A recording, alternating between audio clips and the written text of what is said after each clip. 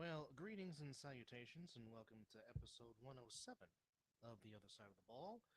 Double A with you here in the house, and right now I am all by my lonesome. Maybe I might be joined by some people, maybe not, I don't know, but in the meantime, I will try to carry as best as I can as we got a lot of things going on otherwise in the wild world of sports. Of course, right now we have. Hello, Travis. Good evening. How are you?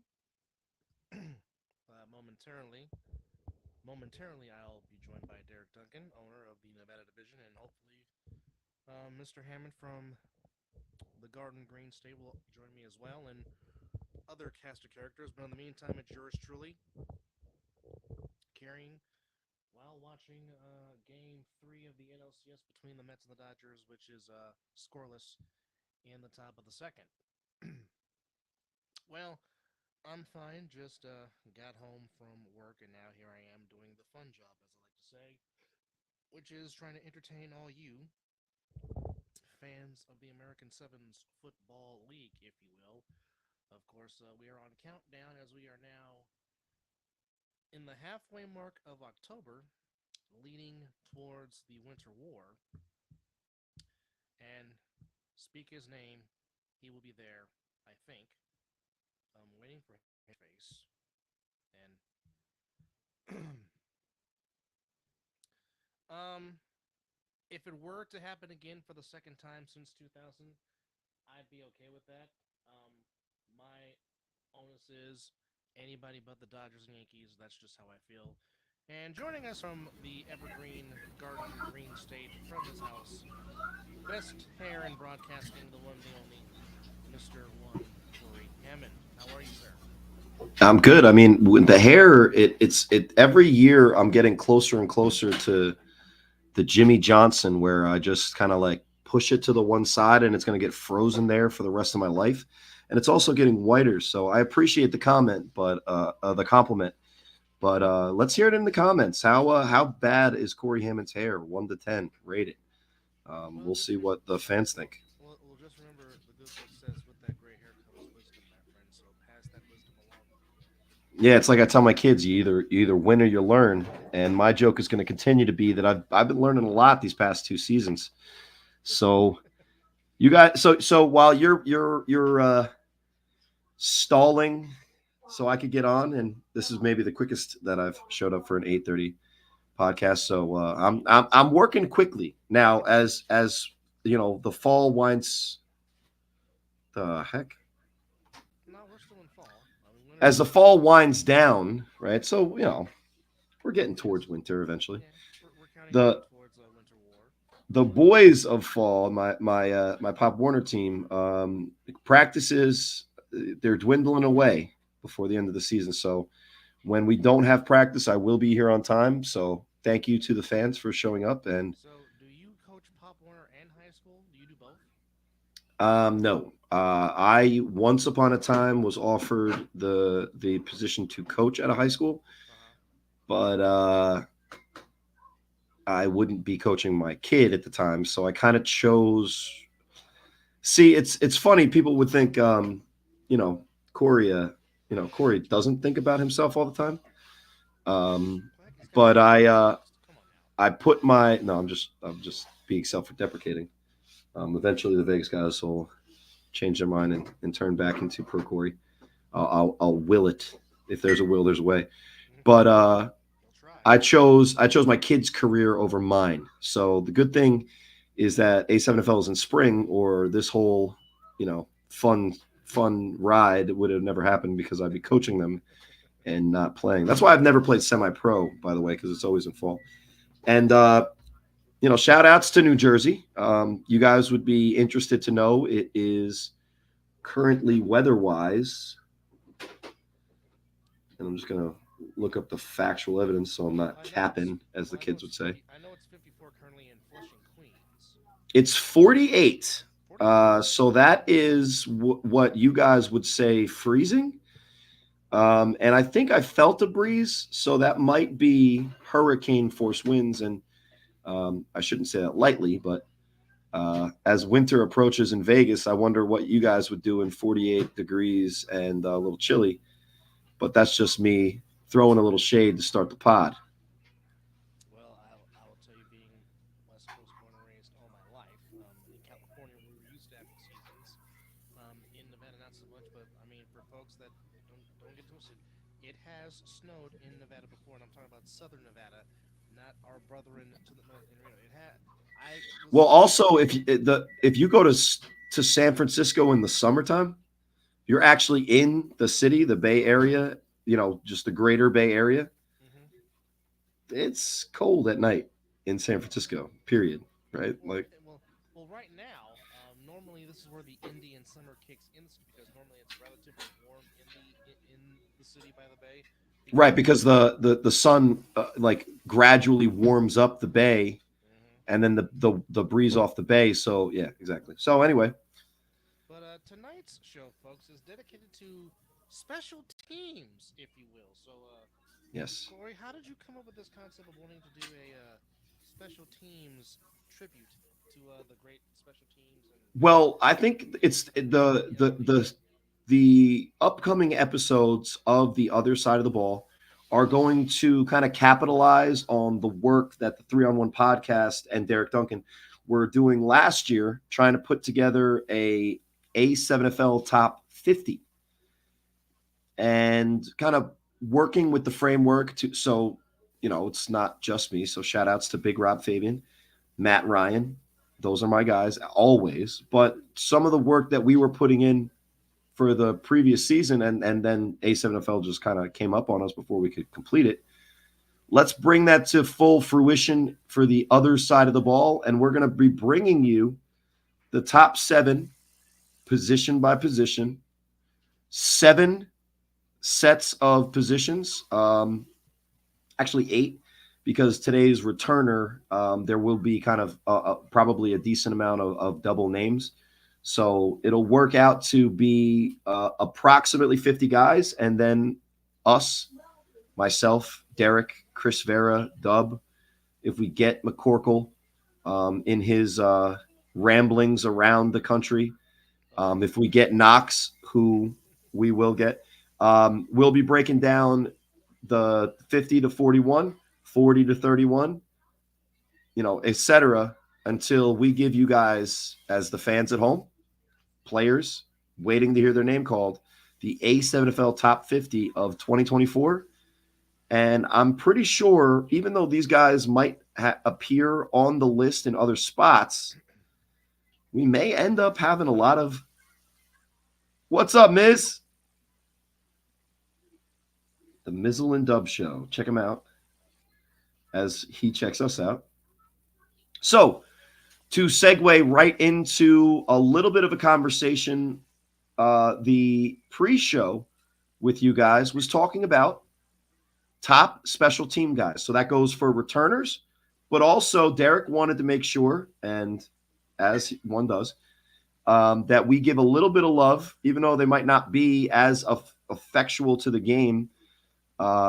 Maybe by the wins above replacement theory, because I think a lot of guys can do this job. But the coverage guys, especially that Derek wanted to shout out, I'm going to let him kind of go into that. But we're going to start this list set off with best special teams contributors, top 7 in 2024. Now, shout outs to Cole Gardella, our stats guy,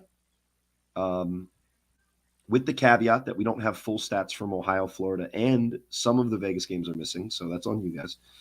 But shout outs to our stats guy who actually put it into numbers that we could crunch to get a list. And I can go over some of those stats as we talk about some of these players. But Dub, before we rank anybody, just off the top of your head, who are some of the notable names that you would say either you would want to include that maybe weren't in the previous discussion, or that you think that absolutely deserve to be on the A7FL top 7 special team performers of 2024? well, I'll just say from a historic standpoint, I mean, you can almost give him the emeritus title if you want to. Of course, that's Hollywood.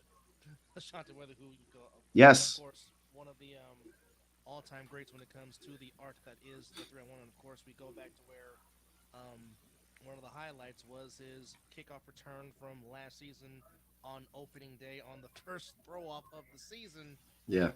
But of course, you, Matt, and Rob doing what you guys do. But I mean, it's hard to have a list. Now, again, I'm talking about just from historical purposes. It's Yeah. you got to have them on the list. Now, this season kind of different because he kind of gave the role to Pac Money, and obviously, Pac Money does what he does, which I got to see live in a person back Yeah. on July the 21st. But I mean, certainly he has to be up there because, like I said, to quote NW or to quote SQ, he kind of started this gangster shit. So Yeah. And it's funny because it's also one of those welcome to the A7FL moments for Vegas.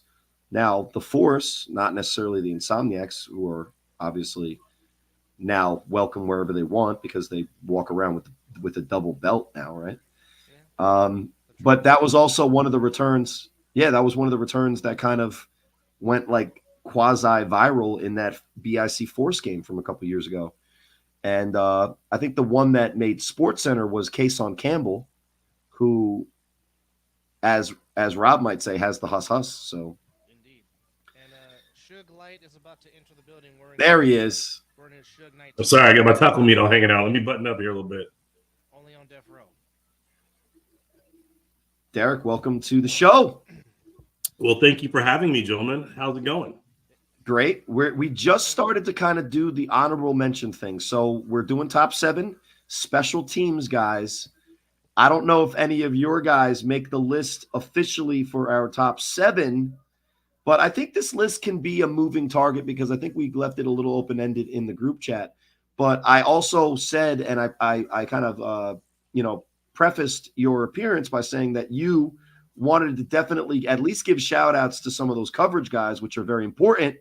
I would make the argument, like I did, that like a wins above replacement type theory. There are other guys that maybe could still execute that, but no less important. Look no further than the way that BIC lost in that blowout 1-point loss in the championship game. You're just not giving that up, huh? I just want to remind everybody that blowout was an absolute belt to ass moment. Vegas dominated the entire last, I think it was 20 seconds of the game, up by 1. Well, hey, so because we've never talked about this, and I just want to get it out there because I've always wanted to at least have a slight rebuttal for you. Sure. The Insomniacs also did that without their other cover corner in the game that day, and they did have to travel across country for that game and didn't have the comforts of home and didn't have all the setup that we were supposed to. Well, and their mostly passing quarterback had his injury to his passing side of the body, right? And right. that was a huge thing. Yeah. And I think the game did play out as I kind of obviously we can go back to the way that I called that game. It is what it is. But what I said, let's not do that. We can. What I said multiple times is that BIC was better at improvisational plays. Insomniacs were better at executing a plan. And I think the biggest offensive play for the Insomniacs, in my opinion, was when they went with that wildcat, running back pass, which was a setup from the beginning of the game that when they needed it in the most important crunch time, they executed the play.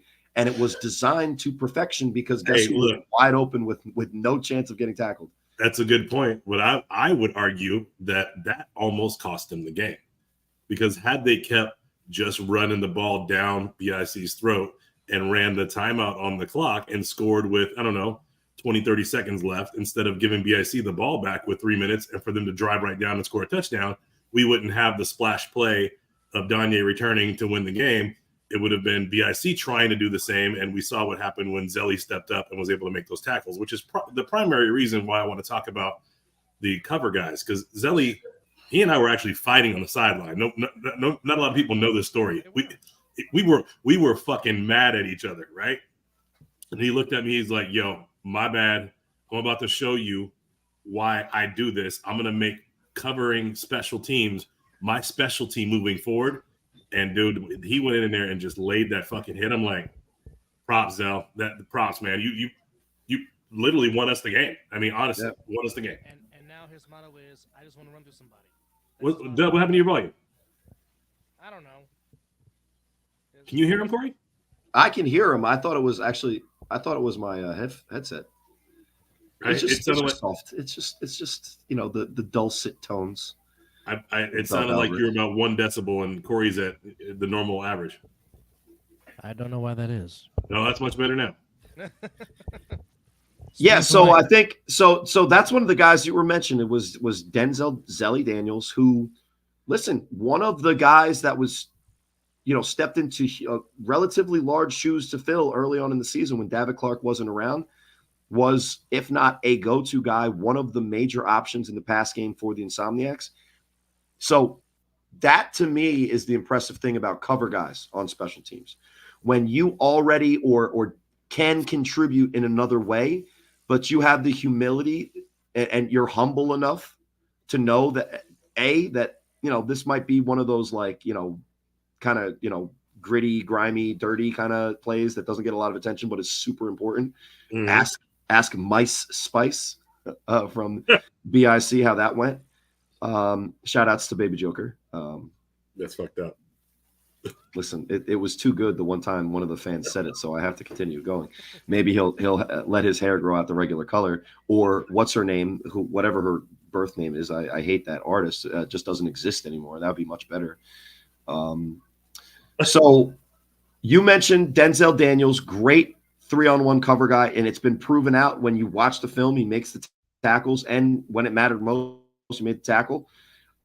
I think a guy that should have gotten a lot more credit, and maybe you just never will get credit doing this.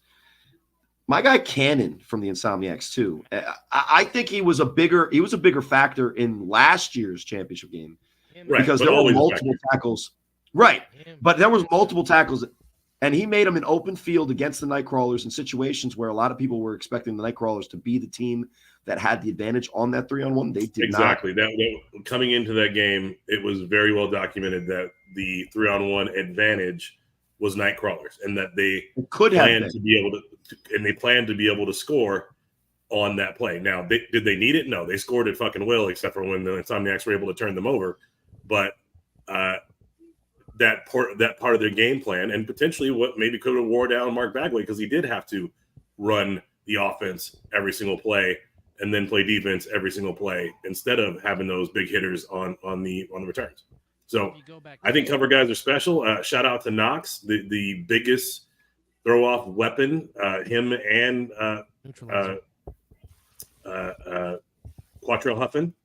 The way that those guys can spot the ball down at like the 3-4 yard line off of the throw off and make the return coverage very, very hard. Make the return very, very hard on the return team. I mean, Huff got hurt, and so he probably shouldn't be the guy that's out there when you need him as your primary weapon on offense. Yeah. But what he was able to provide in those games was special. And shout out to those guys with those big arms. Another guy from Vegas who does that, Swag Urkel, probably has the second biggest arm Charles Johnson, for doing those type of returns. So I get him credit where credit's due. When you can stop guys like Savion from returning the ball because you pin him in the corner, that's different. And it's a game changer. Or you throw it through the goalposts and you literally can throw the ball 80 yards like Huff can sometimes do. Right. And then you wonder, like, why doesn't he do it every time? Because they try to do, funny stuff. And I think I said it, especially because the Nightcrawlers team the U was playing, that was one of the worst plays of the U season. As soon as Quattrell Huffin was no longer healthy, they had, in my opinion, zero chance to win the championship. So that was a bummer. Yikes, especially because he was coming off of injury. And I think the last cover guy that I think deserves a lot of credit, he's more of a utility guy because he does everything, but Trey Cohen. And I think Trey Cohen from BIC gets extra credit because of his size and because of the usually the way it goes on a BIC return is guys run to Trey Cohen thinking that they're going to run through the guy that's 150. They usually don't. And then what Danye did is he ran to his side, spun back around, and it was the guy on the opposite side of Trey Cohen that missed the tackle. And because you attacked maybe the better open field tackler who had to break down, you then make the move back to the weaker side, more space, more time. Yeah, so I brought up Trey as well because I think the world of that guy. He's a rare talent at his size. I think he and Zelly are almost the same as far as returns and coverage. And really great guys. Probably the third or fourth option at receiver on their team, but very important in returns and on coverage when used when a guy needs a breather. So those guys deserve their flowers, and they're very important utility players. I guess the best way to put it. But my guy Trey, man, and Zelly both. I love what you guys contribute to the league. Thank you. But at the end of the day, nobody fucking clips highlights of the guys making the tackle on the 3-on-1s. It's the returners that deserve all the praise. So let's get into it, guys, because I think there's a lot of options available to us. And if we're going to go Corey just said, fuck your fundamentals. Let's get into the splash. He says, screw the tackling. Let's get to the returns. Yeah. No, it's important, but nobody gives a fuck. Really, we gave him enough flowers. Fuck out of here. Bro, listen, I'm not going anywhere, and it's this guy's fault below me. So. Yeah, right. Look, Corey is fucking is Ace Boone Coon now. Let's put it out there. He's listen. If you like to hate me, then just hate. I don't care. Show up and hate. Just make sure you like and subscribe. Listen, enjoy your life the way. Yeah, it's your life. Live it the way you want. Right. If you hate my face, go for it. I don't care. Yeah, just subscribe. Fun. That's all good. So, Corey, do you know who Draco is? I don't, honestly. He knows who I am, which goes to show you where the power balance is there. I don't know. So, guys, when we talk about 7 guys and we have to list them, I think we know who the obvious definitely. Oh, shit. It's Wilk. The RTC. RTC? Yes. Nice. Well, I love that guy. I didn't know his name was. He's the best, man. So yeah. So then the power balance is unbalanced there because that's a guy who's won 2 championships in a row. I haven't won a game in 2 years, so I'll put me in my place. So putting these guys. What up, Mizzle? Putting these guys in the top 7. I'm gonna go to the stats for Cole Gardella here. And what I think we can do here is with this disclaimer. Excuse me. This is a note from Cole Gardella, guys. A7ML 3-on-1 scoring leaders must have 2 touchdowns recorded in the stat systems to be included in just the stats, not even the list. Just the stats. Excludes all of the Midwest and Florida because those motherfuckers don't have no stats. They have no stats. Also, Midwest doesn't count, and that's from Cole Gardella directly. Notably, it excludes Lavish T, who definitely has 2 because he had them in 1 game, in a game that Cole watched for enjoyment, but nobody took the stats on. Was that the playoff games? I'm pretty sure he had at least 1 in the Sickwit win against the Insomniacs. He did. And then there was another one later. And there are missing for that game. Okay, so that's what we're saying here is that he definitely had 2. He should be included. Maybe the second one wasn't included, but I know for a fact that he had more than 2. And look, he's Lord Tenya Newsaway, the sound Hashira, and he's a bad man. Let's just put it out there. He's a do everything guy too. Touchdown breathing 6 form, sick with it. Shout out to Demon Slayer references everywhere. And my guy, RTC, for the Demon Slayer shirts 2 years ago. There are missing games in the system. Any regular season games played in Baltimore, nobody cares. And a lot from Vegas. I will note how many games were recorded for each player. So we have the statistics. So, once again, shout outs to Cole Gardella. I'm going to list some names in no particular order, and then let's try to see if we can rank them based on their output during this season. So I like this. So let's also not give their stats, just say the names and see what in a random order. This. Talking to Dale Hathaway, my guy from Ohio, my little insider source there, because Midwest does count, even though Cole doesn't think it does. Well, How they much can't does it count on the other side of the ball podcast? We'll see. Returners, notable returners: Lovell Anderson, James Mitchell, and I quote, the Chaos had a no-name guy as well. Not really sure why that was, but I can ask Brent. So shout outs to that guy as well. Now back to the stats that we have. Who's the second guy? That was the Indianapolis Octane guy, right? Yeah, there was Lovell, Anderson, and then James Mitchell, I think is the Octane James guy. Mitchell, yeah, that's the dude with the dreads that literally played both sides of the ball, did all the returns and return coverage. The dude like never left the field. Yeah. Let me just say, he's so good, he belongs in the Vegas division. I mean, weirder things have happened. I've Right? seen weirder things. All right, so in no particular order, the guys that kind of qualified for the Cole Gardella stat, send over. Kwani Morgan, or if you ask his general manager, I think they said his name was Robert Morgan, which is not his real name. I'm going to say Jason Sisson, Okay. Jaden Webb, Danye Lyons, Savion Cunningham, Williams Carswell, which I don't know if his first name has an S on it. It was typed that way. So I'm going to give him credit for that spelling. If it's incorrect, let us know. Larry Wingo and Trey's Pac little brother.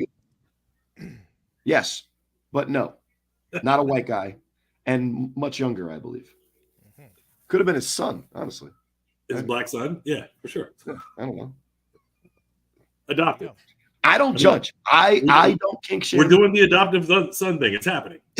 So, again, Kwani Morgan, Danye Lyons are one of the guys. Jaden Webb from the Force. Jason Sisson from the U. Carswell from the Gold. And we'll talk about him because I think it's pretty impressive what he did. Larry Wingo. It is Divine William Epps. Oswald. So there's no Savion S Cunningham and Pac Money. So, Hey, Dub, hit your microphone. Turn up your mic on your device. You need to turn up your mic volume because when you're talking, it's not loud enough to come through and get over our voices. And your How about input now? a little better, not No. much. use your whole chest. I am. Nice. Yeah, So- so you're speaking as loud as possible, and it's coming through like about 30% lower than me and Corey. I can't win. Da da da da da. I cannot win. It's not the Wi-Fi. I keep telling y'all that. I know Oh. that doesn't make it any less funny. Well, right, I great. mean, in the normal Corey Hammond way, if I steamroll you, my bad then, because it's not on purpose. It's I'm because trying to give him a fucking chance. yeah, I know, and I'm trying. What's up, Zach? There's a ball. Listen, I have put Zach Luciano's name into the ether since I saw him play quarterback for the Kryptonite after a certain quarterback that we really love his game kind of quit on his team. That is a dude that deserves a little bit more credit than I think he gets. And it'll be interesting where Zach goes because I think he can help teams at quarterback. He could also help teams as like that utility receiver. He's a baller, but if he's on the Insomniacs, there's other guys I think that get the ball before him. He's also a really good 3-on-1 guy. If he wants to be a backup, then he'll probably stay on the team he's on. We'll see. More to come as the preseason wears on. The one name that didn't qualify for this list. Here's a shocker: Ashanti Worthy. Insane, right? Yeah, that's weird. He wasn't on the list, and I know that he's a return. He didn't return any kicks at all during the championship, right? No. I think that they really kind of in a very real sense, and then when we look at the numbers, maybe we'll see why. Ashanti Worthy was much more of a just offensive player this year than he was the kind of just instant make a play guy that he kind of has been for BIC. Yeah. And I think part of the reason that is, and it was smart, even though it didn't pay off, health was an issue in the run to repeat. So last year, I think a little bit less was asked of him because, I don't know, BSC didn't really need him to do all those things. Sure. and they have capable guys other than him to do it. So, Clearly. so when we talk about this top 7, if you're watching and you're wondering why is Ashanti Worthy not on here, it's not because he's not capable of being on here or that he should have the respect of being on here. Dub mentioned him right away. It's because the stats just don't show that he was one of the guys that BIC prioritized in giving those opportunities to. Yeah, and look, real quick, flashback to 2022 when he played the Force. Corey already talked about that. He mentioned that. His primary contributions was in the return game. I mean, the Force, Johnny Breland had him kind of on lock, 5 catches for like 30 yards on the offensive side of the ball, but on the returns, I think he had 3 or 2. Yeah, he had a lot, and there was the specific play that the entire sideline ran in to make sure that they could celebrate that part. So yeah, a lot goes into these. So that's why he has the emeritus title. So let's start this list, and I think based on the names that we've kind of given, I want to start with William Carswell. Now, is it Williams Carswell? Is it William Carswell? It is William Carswell. Carswell. No S after Williams. It's William. So Cole, maybe there's 2 of them. You fucked up. But let's just break down my guy from the Gold. And if you're wondering, like, how the hell is a Gold guy on here for a league-wide list? Let me explain. So Corey, as you say, a team that's never won a game. Is that what you said earlier? They're pulling like a lifetime, Corey Hammond in a couple of seasons. Let's be clear. I have a lot more wins than even the Insomniacs do career. The Gold. They're still struggling. They're still fighting. But a bright spot, maybe one might say a 24-carat spot on their team. William Carswell has 100% touchdown percentage. Right. So either you're not showing up to enough games, your team and roster and coaching staff, or whatever you want to call it, Jeremiah Reeves, doesn't know who the fuck to put back there. Or, listen, you just know your skill and you can only grace us with that skill twice all season. 2 returns, 184 yards. That's a 92-yard average, which means that he's taking them back from deep. So the first one was against the Kryptonite on April 14th. And the second, on the 5th versus Cinco de Mayo. The Force. The only score in that game for the Gold. Yeah, and well, speaking of, on 2 the only attempts, score in both games. The only score in both games for the Gold. Sorry, it's worse than that. So,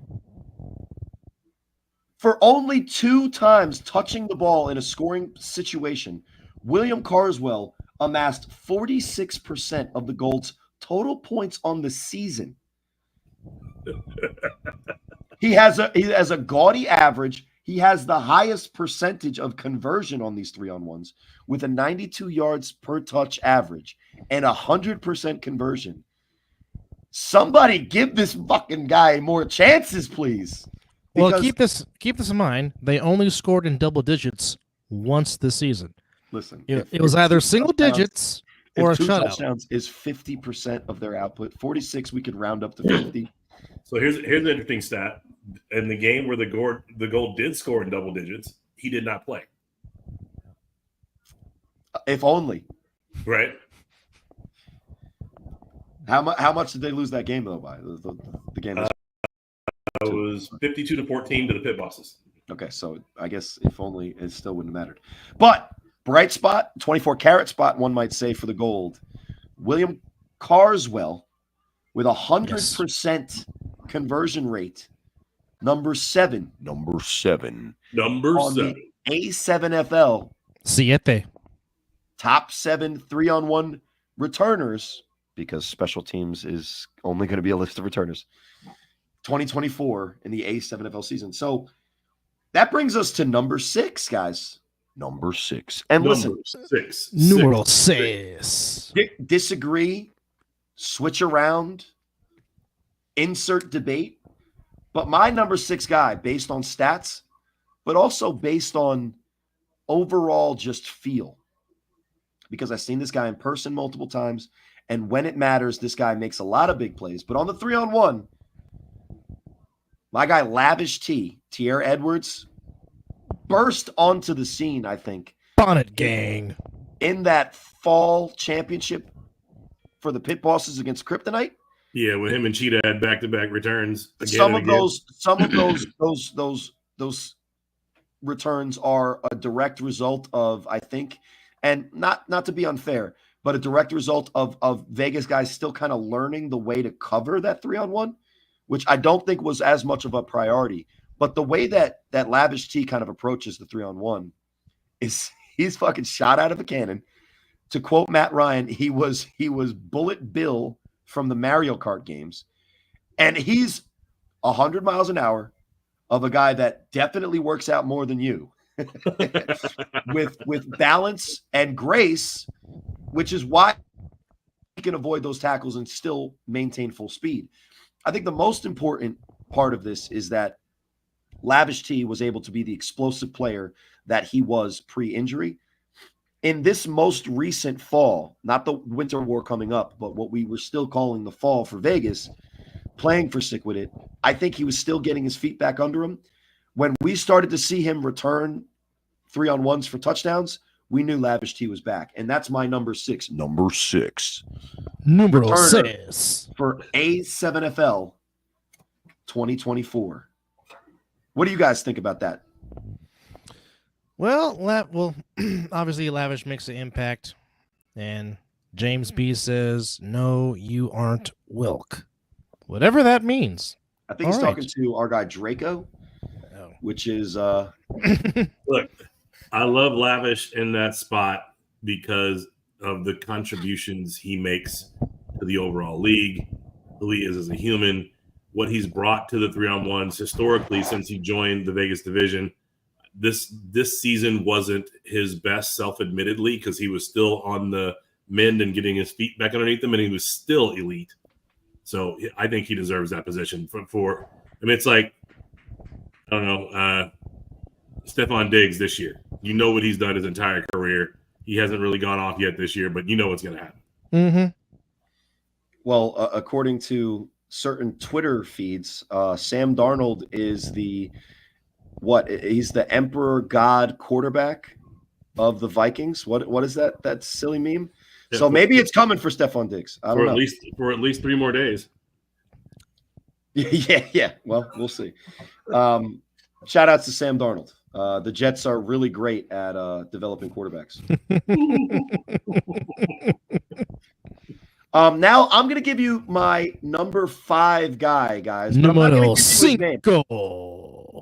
Number 5.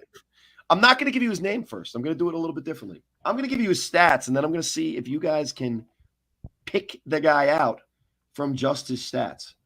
So this guy had 9 returns for 413 yards, which is a 45.9 average. And he scored on a third of those, 3 touchdowns in the 6 recorded games that we're getting these stats from. He's a guy that you might know because, Dub, you cover him. This sounds weird, but Derek, you are technically his division owner. Okay. Is that Mr. Webb from The Force? I'm going to say Jaden Webb. That is correct. Yeah. Jaden Webb from The Force, 3 touchdowns on the year, a 45.9 average, a third of his 9 returns went for touchdowns, and that kind of proves out that big play potential that he had. Go ahead, Dub. And one of those returns came against the Insomniacs on opening day, which was a tight game. It was. That was when my narrative on the Insomniacs is they aren't taking it seriously yet, and they were still beating teams. But that Sick With It loss maybe woke them up, and they won it all. So great. So Jaden Webb, I think that's a guy that might make an appearance at a different position on these top 7 lists. I think for the Force, when you lose a guy like Pac-Man Jones, you could have been in a tough spot without that role being filled on offense and special teams, because Pac-Man used to be one of these guys. Jaden Webb kind of stepped up and showed out. And if it's not for the quarterback on the force, I think the most important guy to kind of, prove how that team goes is their wide receiver, deep threat playmaker, Jaden Webb. And as he progresses and develops into a player, it'll be interesting if Coach Mack thinks of different ways to kind of get him the ball on jet sweeps and, the quick screen thing that the BIC has learned. Because I think the better he does, the better his quarterback will play, and the better chance the force will have of kind of stepping up into that second or first spot where they're eyeing like to be eventually and currently are not yet in the Vegas division. See, to me, what the Force were lacking was a compliment to Jaden Webb. He had to be the best defender on the field, be their top end, take the top off the defense guy on offense, and the returner. If you take away one of those and let him get rest during part of that game, the Force could be a better team.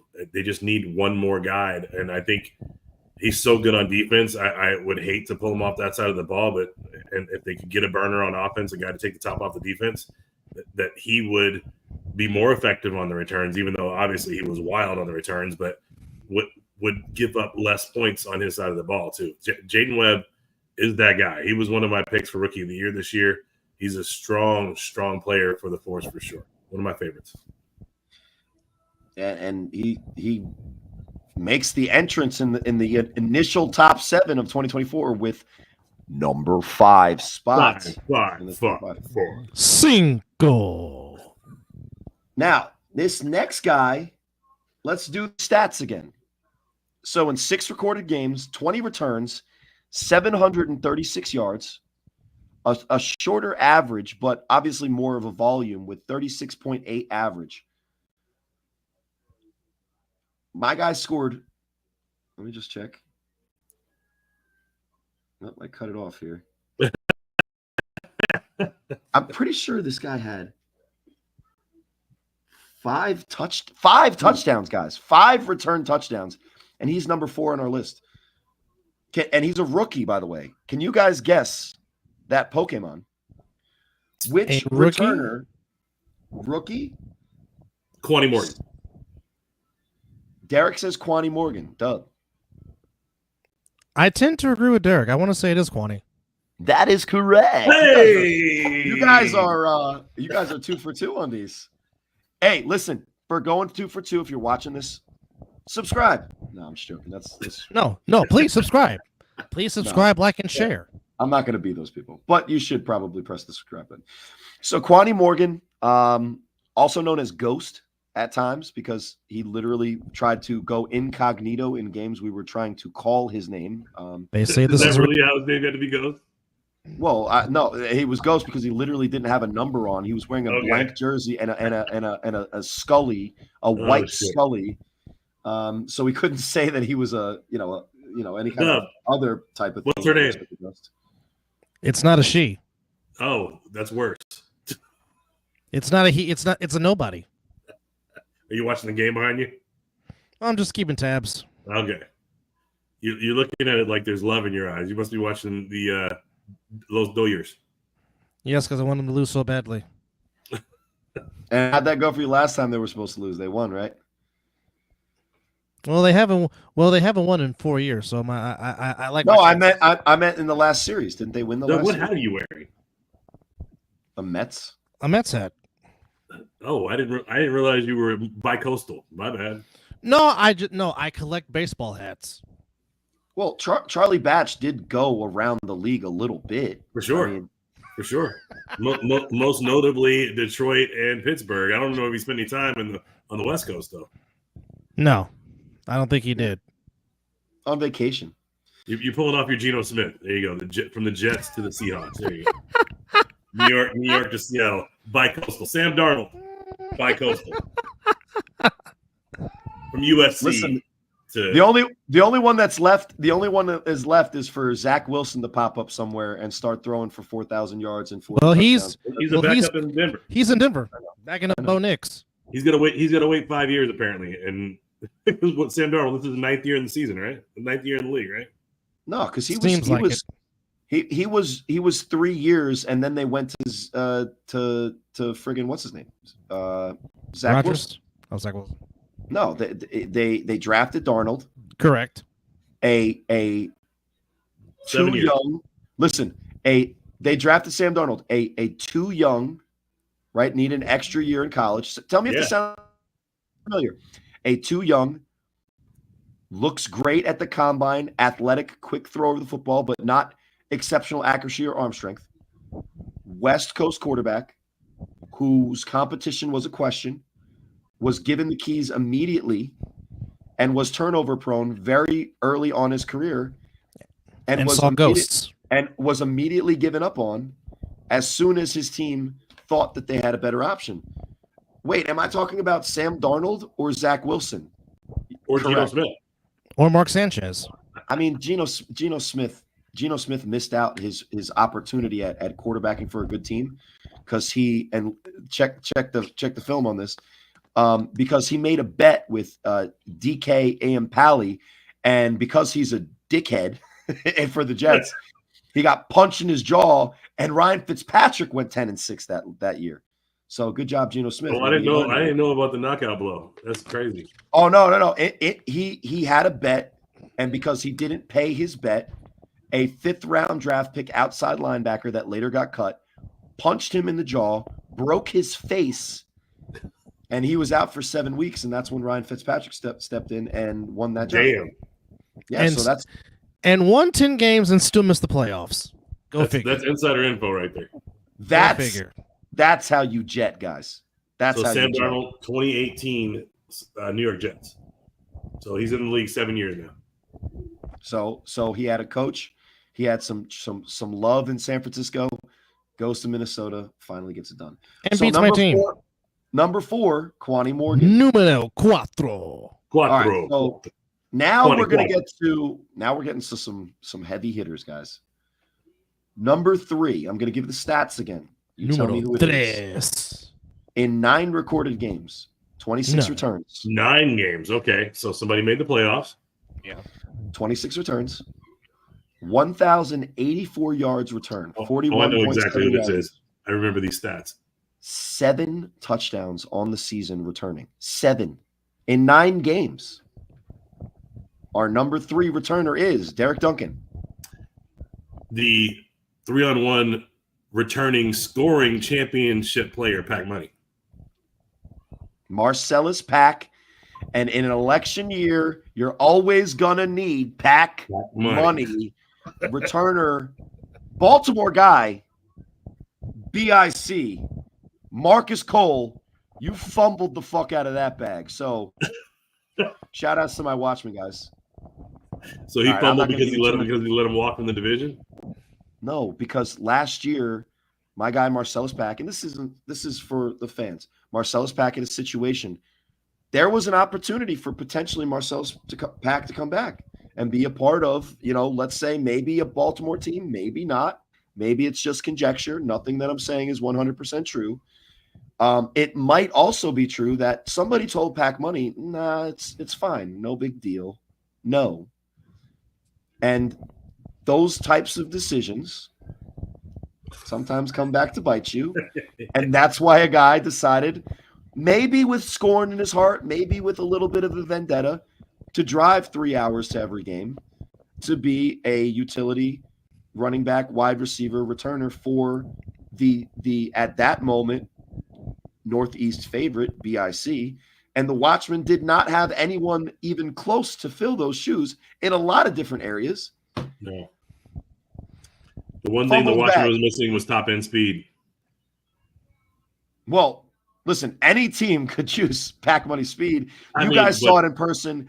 I Yes. called it on the pregame saying, like, listen, I know Vegas is fast. I've seen how fast Vegas is. Don't sleep on how fucking fast Pack Money is. And he proved it because it Yeah. doesn't look like it's on one speed. It looks like a 1.25, 1.75 speed. Yeah, 1,084 yards returning, guys, is insane, especially Once Yeah. you turn the corner. Go ahead, Once go you ahead, turn once you turn the corner in the championship game and he's just going down the side, you're like, okay, watching it on TV or watching it on YouTube is not doing it any justice. Seeing it up person just like, oh, Yeah. I see why now. I get it now. I get it.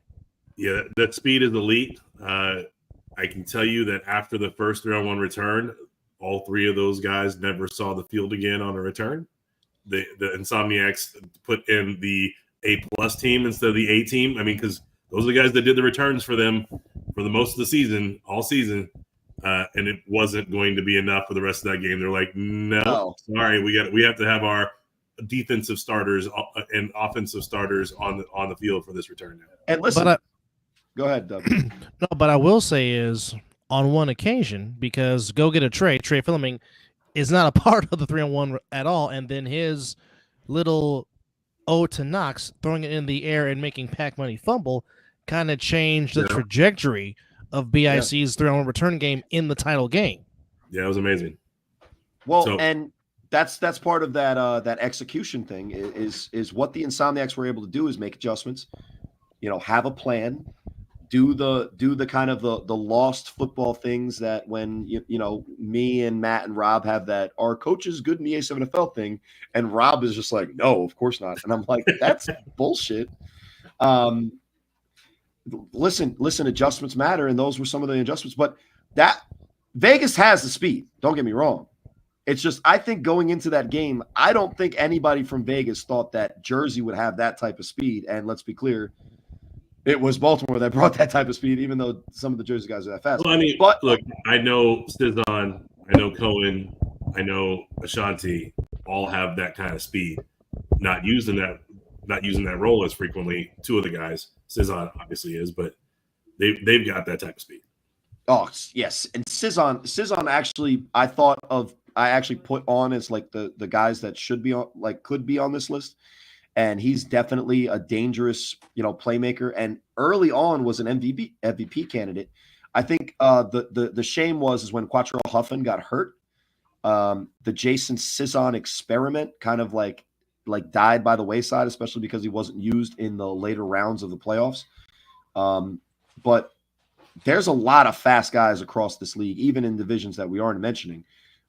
Pac Money is giving a lot of guys a run for their money. I don't know if he's faster for sure, but I knew for a fact because he's hurt my feelings a bunch of times. And to be clear, Pac does it with that pure, just like, V12 full throttle, like foot in the ground, one cut, gone.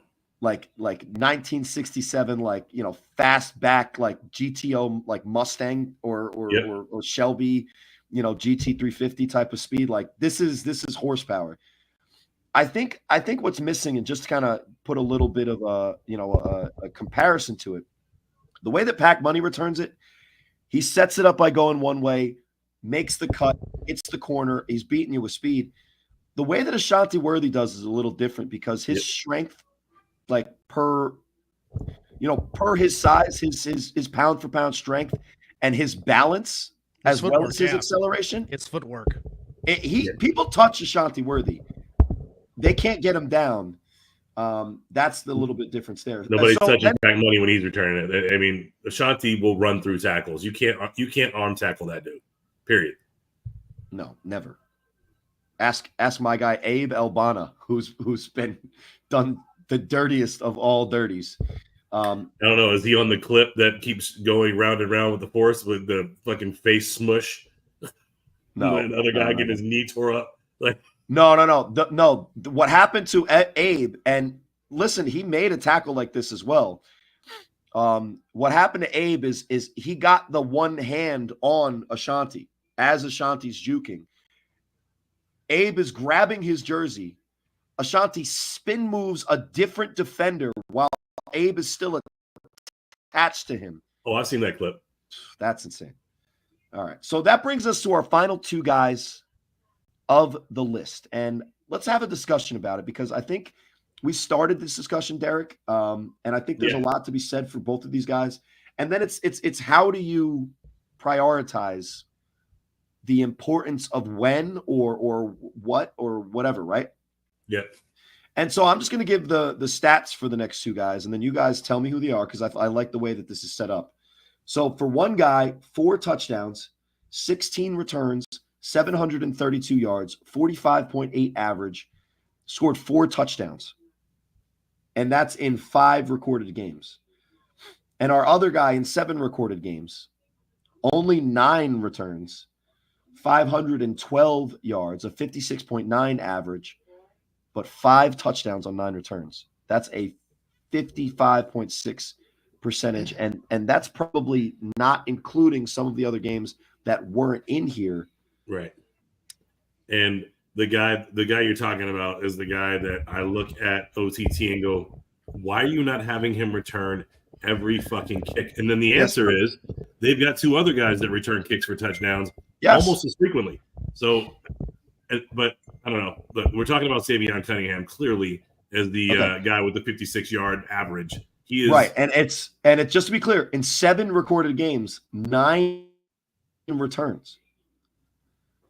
So for a defense that is getting scored on and then is forced to then put their returner out there because they just got scored on, I'm gonna be conservative here.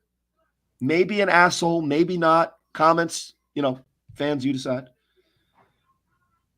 More than 9 touchdowns, I think, were scored on OTT in those 7 games, right? Definitely. And one of them. Against sick with it, right? Yeah.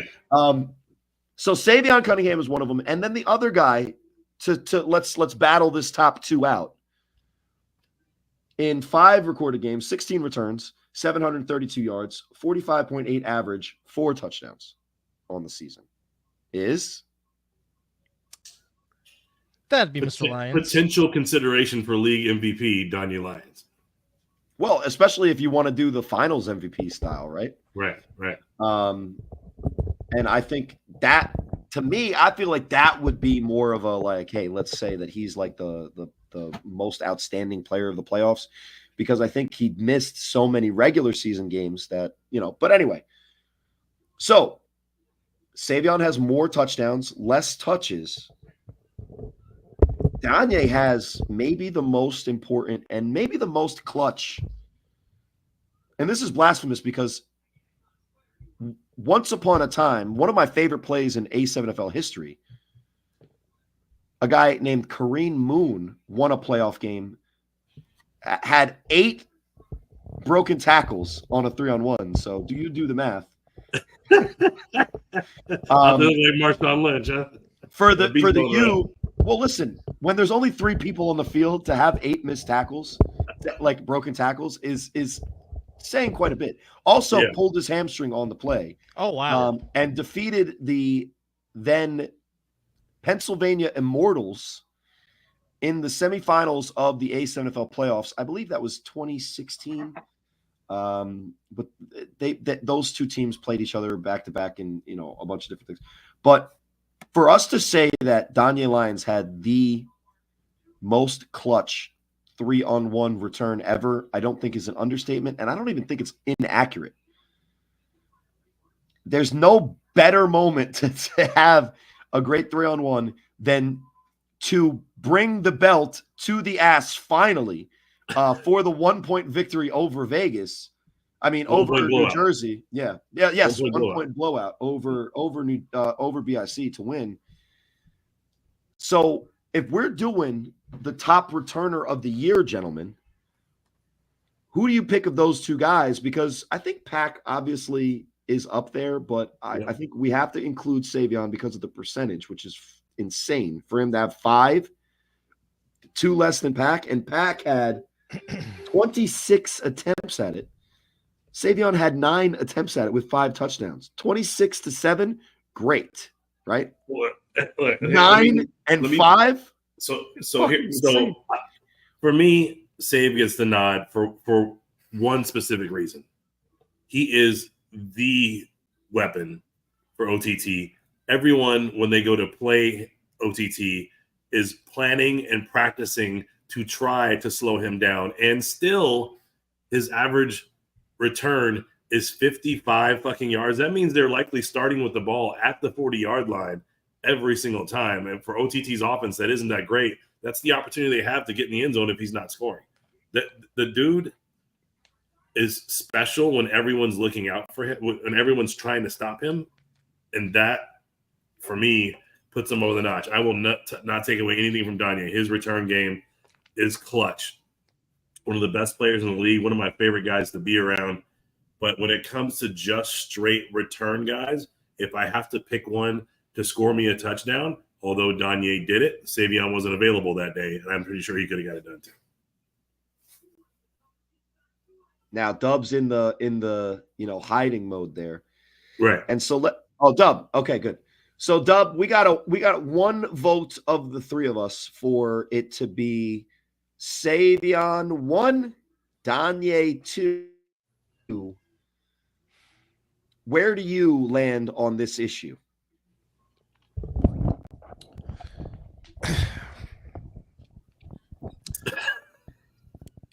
I mean, truthfully, there really is no wrong answer.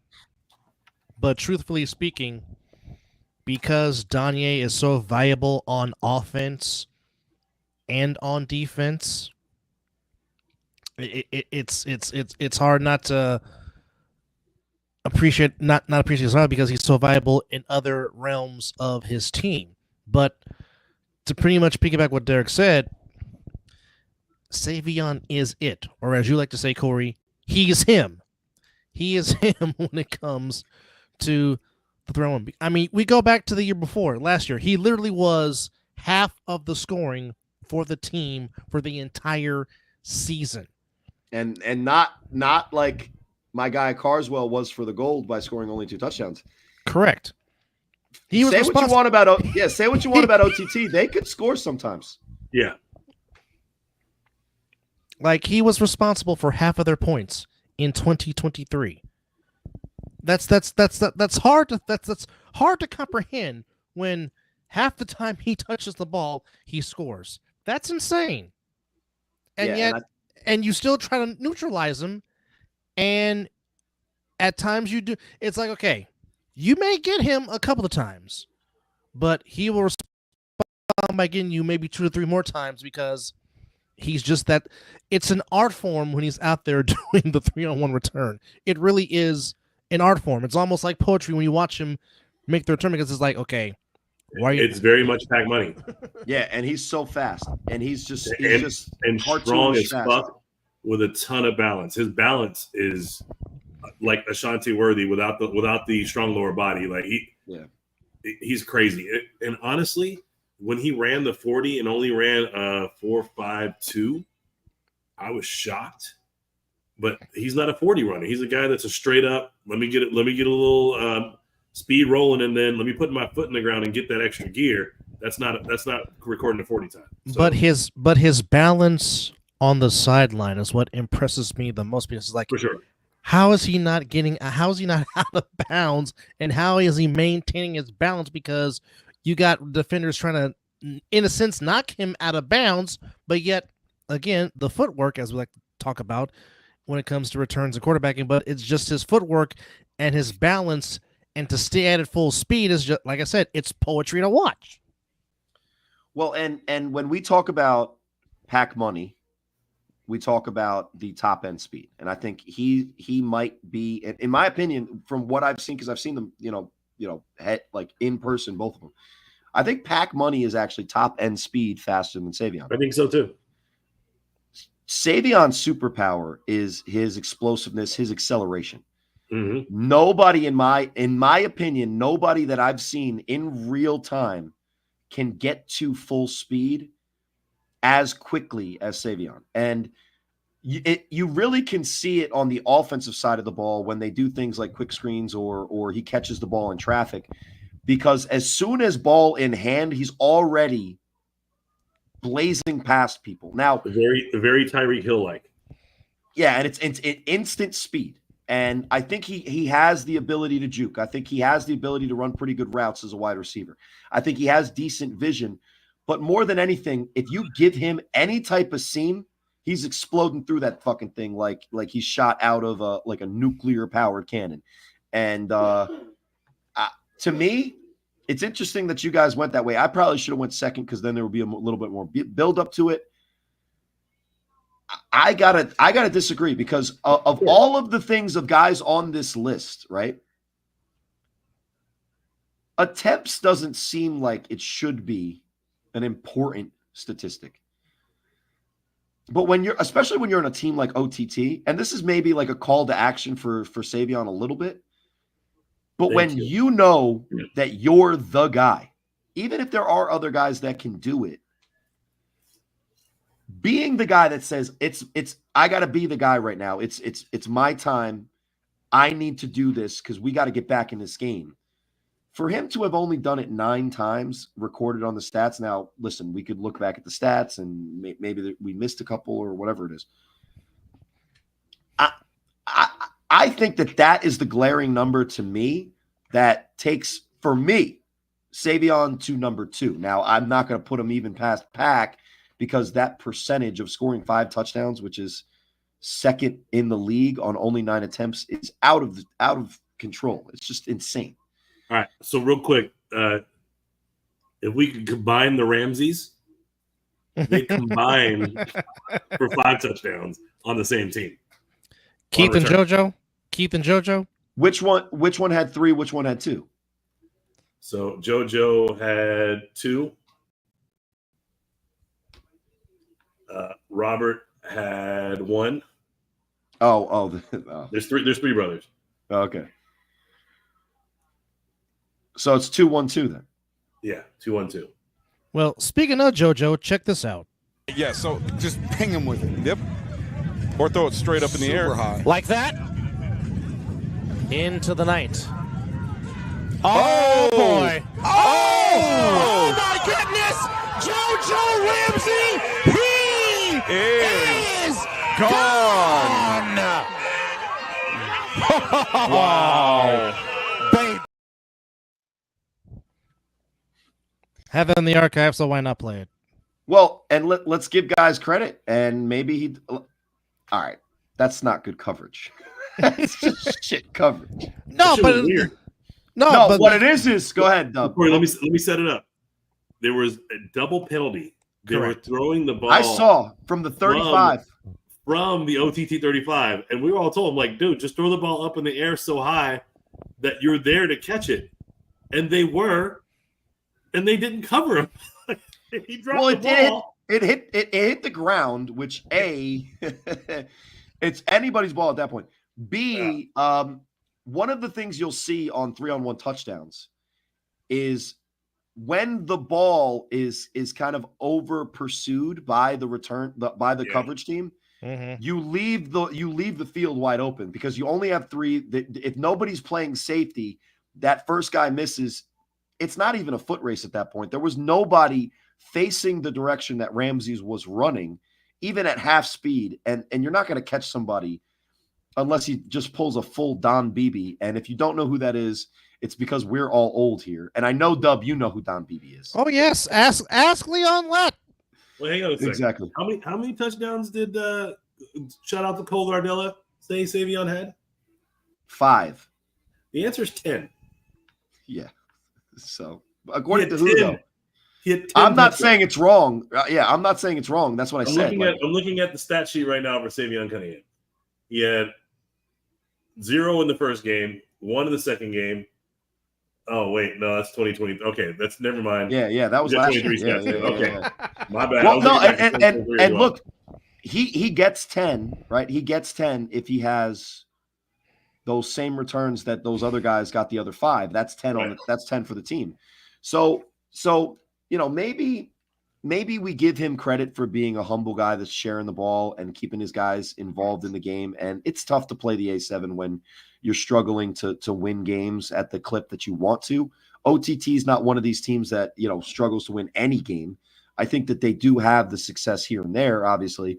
They made the playoffs, right? Correct. But for me, the reason I would say that Danye is my number 1 is because knowing that you need to do something and being able to, in the moment that you need to do it, that's a good point. coming through. I think it's hard to deny the importance of that individual fourth one. That And reminds me of Juan Gonzalez against the Yankees when the D-backs needed a clutch hit, bottom of 9, Luis, to win Game 7. Yeah, Luis Gonzalez. Excuse me. You're right. Like, all he needed to do was get a base hit. When most people would have struck out, he got that little base hit. Game over. and on a Mariano Rivera cutter, right? Exactly.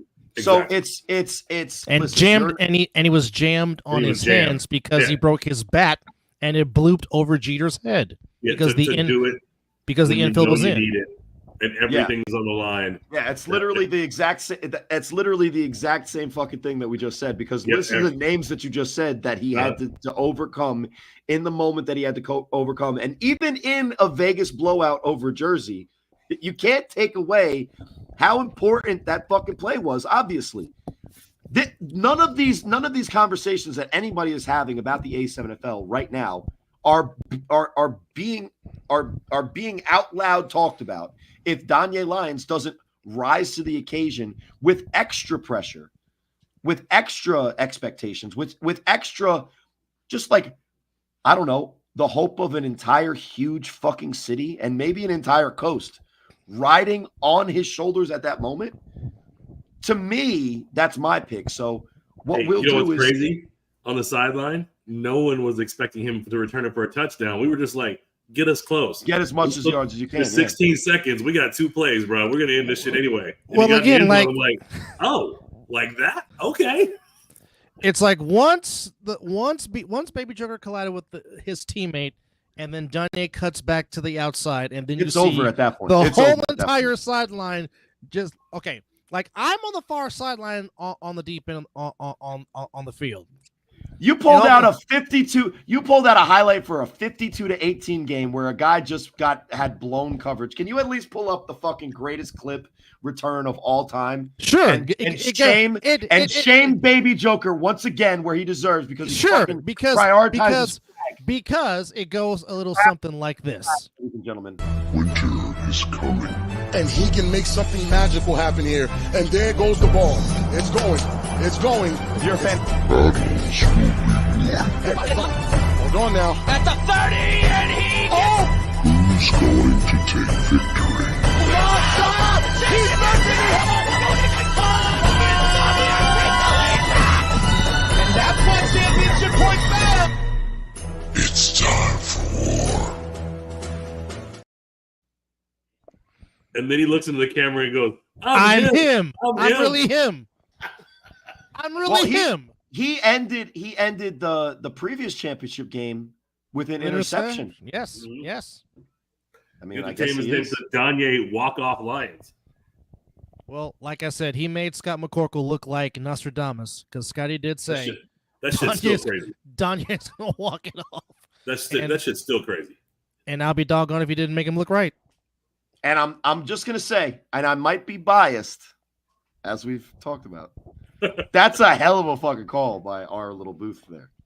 Oh, yeah. Hang on. Big Rob.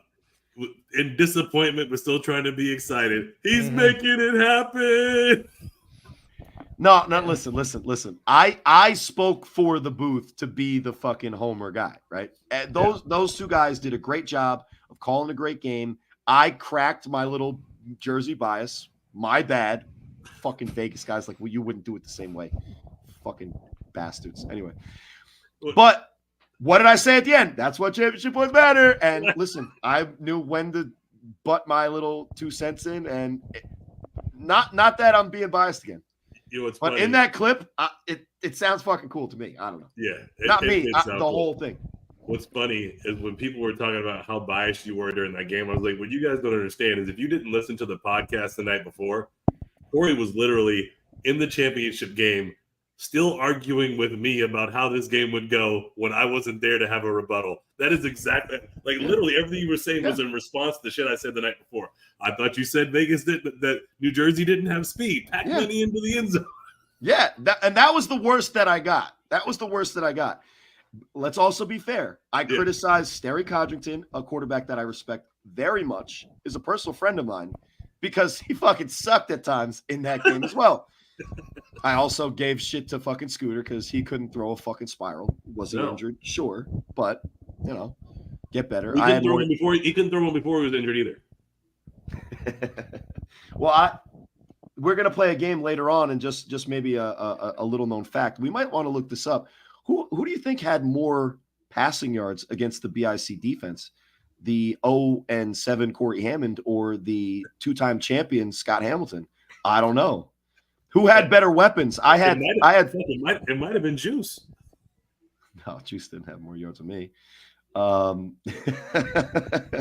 Now, I also had receivers that didn't want to look for the ball, and shout outs to Dondre Haynes, who was an actual monster. Fuck, man. Yeah, he's a literal monster. He's one of my favorite guys to watch, bro. Oh man. And I didn't have my white receiver. They call him Jimmy Flott. I didn't have him against BIC. He had a concussion. Which, by the way, before we continue, fans, if you want to play in the Winter War, scan that QR code you see on your screen as I get rid of the banner real quick. But if you want to play and sign up, that QR code that you see, scan it. It will take you to asnfl.com, and you can register to sign up for the Winter War coming in January of 2025. Don't worry about the shirtless men next to the QR code. That is an illusion. Don't worry about it. It looks like a guy celebrating a championship. So, I mean, shirtless, shaved his head, whatever. Well, that wouldn't surprise me if that was Bino, because Bino was definitely out the top once the game was over. That's for sure. Oh, absolutely. This kid was light skinned, bro. Okay, well, of all things you can claim Bino is light skinned, ain't one of them. Which, by the way, that promo was brought to you by EJ Wizzle at CUSN Sports Network. So appreciate EJ Wizzle for the tremendous promo video of the Winter War. We appreciate him. Also and we've mentioned the Jets a couple times. That's a Bart Scott reference right there. Can't wait. That's one of the I hate the Jets. That's one of my favorite interviews. Are you a Giants fan? Nah, I don't root for a team. Let me ask you guys a question. If you loved a cereal and then you woke up one morning and that cereal tasted like fucking shit, would you still be like, yeah, it's the best cereal ever? No. No. You want to know my I'd have it on the shelf like, man, I can't wait for this cereal to be good again. Yeah, Lions fan. Yeah. You're looking at it like, good again. When were the Lions fucking good except for just recently? When they had Barry Sanders. When they had a good player. They were still mediocre. They were still good. They somehow had Matt Stafford for all those fucking years. Had how many playoff wins? Anyway. Look, they had Matt Stafford for all those years, 0 playoff wins. They had Calvin Johnson for all those years, 0 playoff wins. They had Barry Sanders for all the years, 1 playoff win.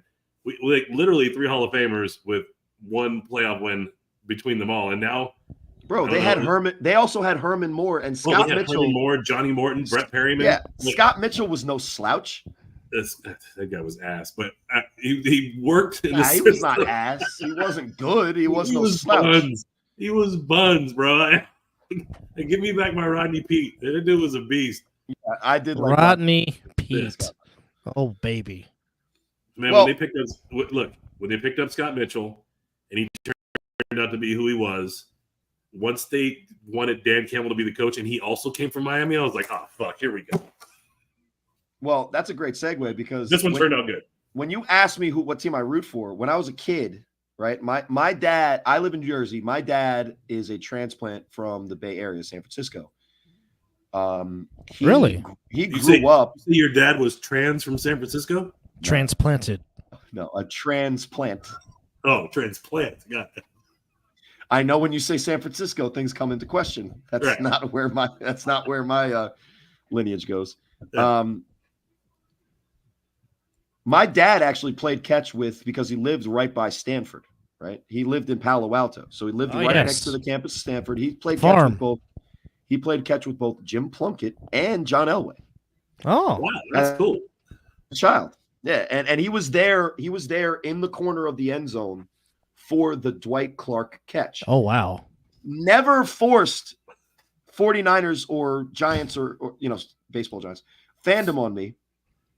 My favorite animal when I was growing up as a little nerdy kid was a killer whale, orcas. And that was before Free Willy, you fucking posers. anyway.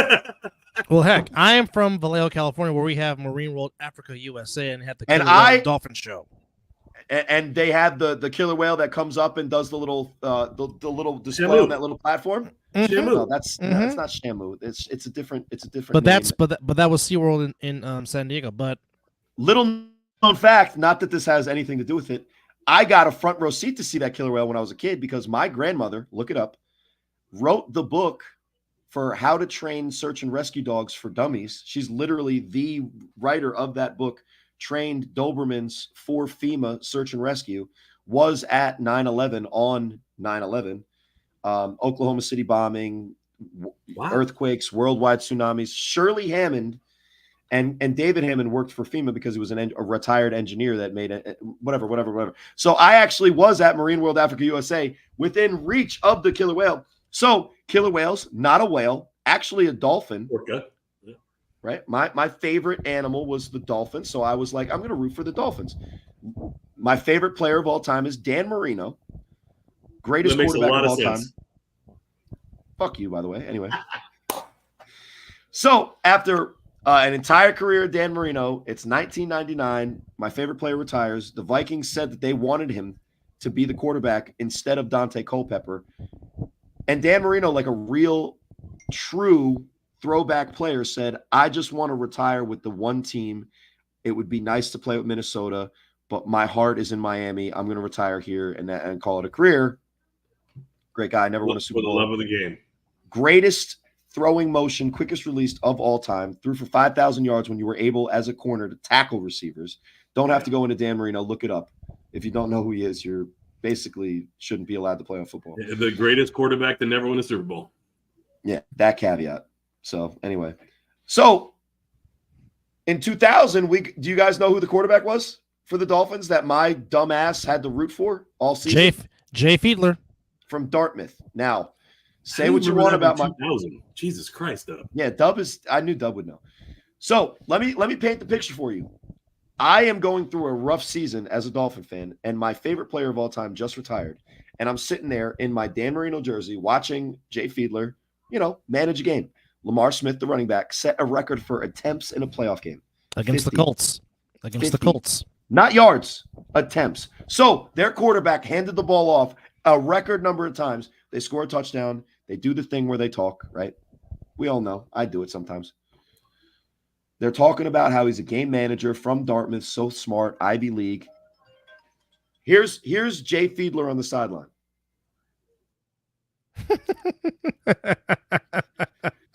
Guess who had to get a new team the next year? Because I wasn't rooting for that shit anymore. So I'm sitting there, high school freshman. My first day of high school is 9/11, like the 9/11, by the way. No way. Yeah. My first I day had of high just school. I had just graduated high school in 2001. Good Lord. Wow. So my first day of fucking high school is 9/11. I'm still now looking, what am I going to do football-wise? And unfortunately at the time, and still actually to this day, although you can get Sunday Ticket and all this other shit, in 2001, if you wanted to watch football on Sunday and you lived in the greater New Jersey, New York, whatever area, guess what? You're turning into fucking, I think it was Dave Brown. No, Kerry Collins was the quarterback for the Giants. All right, but I had all those years of Dave Brown, so still Yes, kind you of feeds did. into it. Yes, So you did. Kerry Collins was actually one of the best quarterbacks that I've ever How seen. do I locally. not remember Dave Brown? What the fuck is that guy? What? Dave Brown he literally He went to Brown. replaced Phil Simms after Phil Simms retired and was the starter for like 3 years before Danny Kent took over. And then they did Danny Cannell, they did Kent Yes. Graham, they did Graham, did this yeah. whole fucking, and then the Jets after Neil O'Donnell, which was actually not too bad, they The go ultimate lumberjack. they go Ray Lucas, Rutgers product, Glenn Foley, garbage. All these quarterbacks are Don't forget Vinny Testaverde. He All was right. their best one. Listen, he was 41. And he could bench press 525, and if he didn't get hurt, that whole thing. Anyway, Yes. I'm a kid watching quarterbacks, and I'm watching the Jets and Giants like, really? Now, credit to Kerry Collins, but anyway, just follow me. So I'm watching a Patriots-Jets game, and whatever, Drew Bledsoe's fat ass is rolling out. Mo right onto the Lewis. sidelines. That's Mo back when Lewis. Drew was good. Drew is always good. Let's be Yeah. clear. He was always a great pocket passer. Ugly ass throwing motion though. No, But he it had a worked. quick release. He had a He quick did. release. He did, but the throwing motion was ugly. I'm sorry. No, it wasn't as bad as Philip Rivers. No, Bernie Well, Kosar's Phil Rivers worse. was the fucking worst, bro. Bernie Kosar's worse than Philip Rivers. I'm sorry. Bernie Kosar had the longest release. And it was Yeah. still ugly as hell. Yeah. So Mo Lewis ruptured Drew Bledsoe's spleen on the sideline, and then Correct. this guy comes in, and I'm like, whatever. I'm Yeah. gonna root for this backup guy. You know 'cause he what? I'm seems gonna name cool. my kid after this guy. I didn't know that then, and it worked out. Honestly, rooting for that guy worked out. The tuck rule, that was great for you, Dub, right? Oh, I guess I don't know. You're No, not no, really a no, Vegas no. guy then.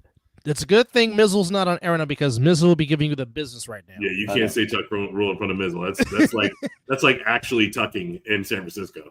Like Listen, the tuck rule was Dear greatness. God. Bro, he didn't make the call. Like, what is he supposed to do? Be like, no, guys, my bad. no, you know what? No, I'm not taking the penalty. That honestly, I wasn't throwing the ball. You, Like Aaron no. Rodgers last night, he's like, "Look, those calls were horrible. The fucking roughing the passer on me, bad call." I'm like, "Damn." Yeah. He's I deny roughing the passer. But anyway, so listen, when I root for a team, not that this matters, and we were able to kind of filibuster the last bit of this episode. Not that it matters, but like when I talk about like my favorite team, it's watching my kids play and trying to get myself prepared to play on Sundays in the spring. So look, Get I love Corey a watching win in football. Get Corey a win in 2025. That's the goal. That is the goal. I'll get myself a win, but it's a Hey, team. Corey, effort. before we head out, your tagline says my favorite player was a Vegas guy. Is that Trey Robinson? No, do you remember who my favorite player was last year? Jeremy Geary. Rock Briscoe, the oldest quarterback in the league, because he's older Yeah. than me. He's my favorite quarterback. Yeah. So What do you I'm think? running out of Vegas jokes to make. Oh, got Well, you. he's not my So- favorite player anymore because he doesn't play anymore. So Got it. I But was just Corey going had- back to the joke. But Corey has been president of the JG fan club for the last 2 seasons, however. I mean, that's just real, recognized real, and he's fucking good. I mean, anybody that Fucking doesn't think talented, he's bro. good. Well, and he's one of the better, pure, more pocket passer type guys. Yes, he has enough of mobility to do what he's got to do, but and no He's got a disrespect little to Steve guys Young. like Sterry or Hove. Well, no, Steve Young was a baller. Yo, Steve Young is the lefty Lamar Jackson. Don't fucking get it twisted. Hey, And accurate. He didn't run that much, bro. He was pocket passer first when run. No, he would but run. in the late No, 80s, early when- 90s, when he first just like the NBA, there was a bunch of fucking gym teachers out there in a professional league. So yeah, he made him look like shit. If he came in the league right now as a 21-year-old, he's not juking the shit out of people because there's more athletes in the NFL. But in the late 80s, early 90s, Steve Young had a ticket to the cookout. That's for sure. Yes, he did. And he's Mormon, which is even saying more. He wasn't even allowed to drink at the cookout. Well, He I still mean, had a ticket. Brigham Young is his great grandfather, so there you have it. Exactly. So we have 1 minute left, and Dub, me and Chris have been screwing you on this. So this is what I want to do. We've kind of left this top 7 list a little open ended, didn't we, guys? So did Dub and Suge Light, but beneath me, pause. No, did he? Convince you that the number 1 returner of 2024 is Savion Cunningham, or are you guys and all the fans at home, whether you're from Vegas or not, going to rock with Danye Lyons as the number 1? We have all the way up to 3. Number 1 and number 2 are going to be up to our fans. So even though I don't think we have enough time to send them out, I'm going to ask the fans in the comments. You guys type in your number 1 out of our top 2, and we'll see what the fans think of a poll that, I don't know, doesn't necessarily mean that much to anyone other than the 3 of us. Right. Because these However, guys it are is- not it is going to. the These basis guys are for- going to. It- These guys are it going is to find their basis way in for the the top next 50. 6 shows, though. So let's get that out there. But these guys are going to find their way in the top 50 from other positions, I'm sure. So to end on time, for Dub, for Derek, for myself, we'll see you on the other side of the ball. He'll try.